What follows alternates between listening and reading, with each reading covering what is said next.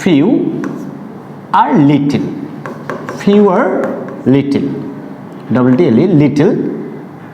Few এবং little অনেকের opposite, অর্থাৎ ফিউ বা লিটল যদি আমি বাংলা করি তাহলে সামান্য বা গুটি কয়েক, গুটি কয়েক বা কিছু, এই ধরনের শব্দ কিছু আসবে। এরাও কোয়ান্টিফায়ার্স, কারণ আমি বারবার প্রথমেই বলেছি যে কোয়ান্টিফায়ার্স হচ্ছে তারা যারা নাউনের পরিমাণ এবং পরিমাপকে বোঝায়, এরা ইনডিফিনিট। তো যেমন আমরা অনেক অর্থে পড়লাম many, much, a lot of, plenty of, অনেকের বিপরীত হচ্ছে সামান্য বা গুটি কয়েক বা কিছু। তো ফিউ লিটল এটা নিয়েও কনফিউশন থাকে। ফিউ লিটল যেমন আই হ্যাভ few friends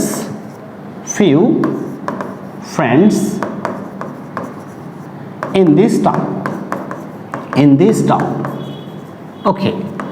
এর অর্থ আমি যদি এটা বাংলা করি তাহলে অর্থটা দাঁড়াচ্ছে এইরকম, আমার গুটি কয়েক বা অল্প কিছু বন্ধু এই শহরে আছে। না, এটা একটা ভুল শব্দ। কারণ হচ্ছে ফিউ এবং লিটিল একটা নেগেটিভ ওয়ার্ড। এখন ফিউ লিটল কখন অ্যাফার্মেটিভ হবে? যখন এরা ডাবল ডিটারমিনার্স নেবে। সিম্পলি অনেকেই বলে এদের সামনে যখন এই বসবে তখন আ ফিউ, আ লিটল বসবে, অ্যান্ড দ্যাটস ওয়াই তখন অ্যাফার্মেটিভ হবে।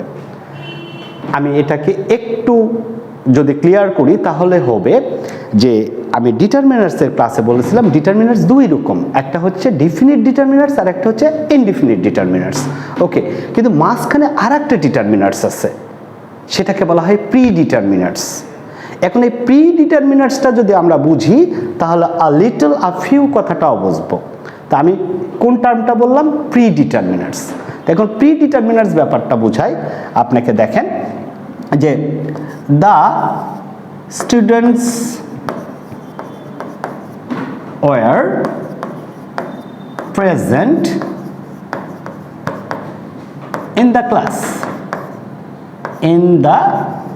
ক্লাস, অর্থাৎ বাংলা হচ্ছে শিক্ষার্থীগুলো ক্লাসে উপস্থিত ছিল। আবার আমি এই দা ব্যবহার করে না করে all students were present in the class, সকল শিক্ষার্থীরা উপস্থিত ছিল। যদি এটা দেখেন এখানে হচ্ছে একটা ডিফিনিট ডিটারমিনার্স ব্যবহার হয়েছে স্টুডেন্টের সামনে, আর এখানে হয়েছে ইনডিফিনিট ডিটারমিনার্স। কিন্তু এটার অ্যাপ্রোপ্রিয়েট ইংলিশটা হচ্ছে all the students were present in the class। কেউ যদি মনে করে দুটাই তো এক জায়গায় করেছে, দা অল কেন হবে না? দা অল হয় না, কেন হয় না? এটা প্রি ডিটারমিনার্স বিল্ড আপের সময় একটা জিনিস মনে রাখে, যখন ভিন্ন ধর্মের কিংবা একই ধর্মের দুটা ডিটারমিনার্স, সেখানে ধর্ম বলতে আমি ডিফিনিট এবং ইনডিফিনিটকে বোঝাচ্ছি, যখন দুটি ডিটারমিনার্স এক জায়গায় বসে তখন ইনডিফিনিট ডিটারমিনার্সটা আগে বসে এবং ডিফিনিট ডিটারমিনার্সটা পরে বসে। এই কম্বিনেশন, কম্বাইন্ড স্ট্রাকচারকে বলা হয় প্রি ডিটারমিনার্স। এই জন্য আমি বললাম যে ফিউ এবং লিটল নেগেটিভ ওয়ার্ড, কিন্তু ওরা যখন ফিউ একটা ডিটারমিনার্স, লিটলও একটা ডিটারমিনার্স, বাট যখন ফিউ লিটল সিঙ্গেল ডিটারমিনার্স হিসাবে কাজ করবে তখন তারা নেগেটিভ হবে। বাট যখন এরা ডাবল ডিটারমিনার্স হিসাবে কাজ করবে, যেমন হচ্ছে আমি few little double determiners, a few, a little, very few,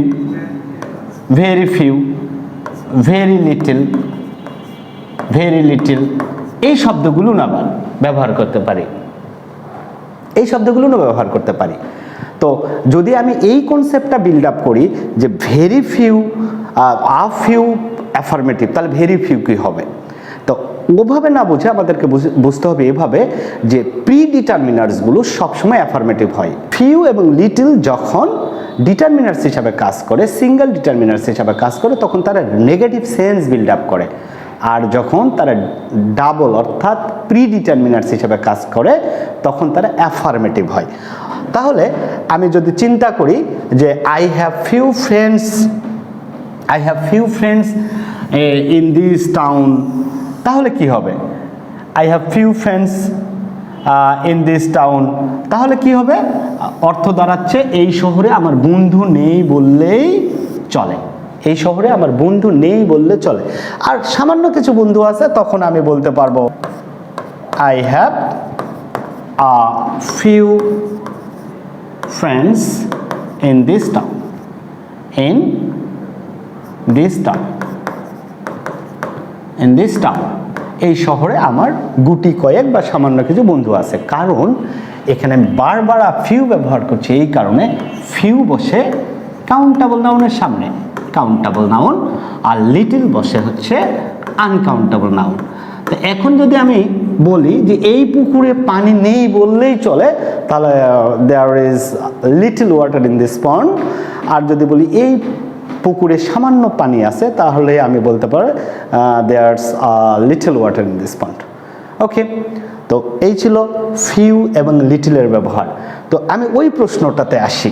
দেখেন যে আমি তখন একটা প্রশ্ন করছিলাম, যে তৈরি করছিলাম যে there are dash animals in the zoo, চিড়িয়াখানায়। এখন কেন আ ফিউ হবে, কেন আ ফিউ হবে? এ ধরনের অনেক প্রশ্ন আছে, যেমন নাউডেজ we receive dot letters, a few letters হবে, কারণ এখন আমরা দেখি না তেমন, আমাদেরকে লেটার কেউ পাঠাই না। তো এখন এটাতে ডিটারমিনার্স ইউজ করার জন্য রুলসের পাশাপাশি আমার কমন সেন্সটাকেও কাজেতে হবে। আচ্ছা, চিড়িয়াখানায় যদি প্রচুর মানে অনেক প্রাণী থাকে, তাহলে এই কথাটা কেউ বলবে? এই কথাটা বলবে না। যেমন এইরকম এক্সাম্পল হইতে পারে, যেমন শাইলা টেক্স টি। ওকে, এটা যদি বলি তাহলে মাছটি কখনো হবে, কেউ যদি লিটল টি কখনো হবে, সামান্য যে চা খায়, কোনো দিন উদাহরণ দেয় যে বেশি চা খায়, তার কিন্তু উদাহরণ দেওয়া হয়। যেমন কেউ খাবারে অনেক লবণ খায়, কেউ কোনো দিন মানে এটার উদাহরণ দিবে, লবণ খায় না বা কম খায়, এটার উদাহরণ কেউ কোনো দিন দিবে না।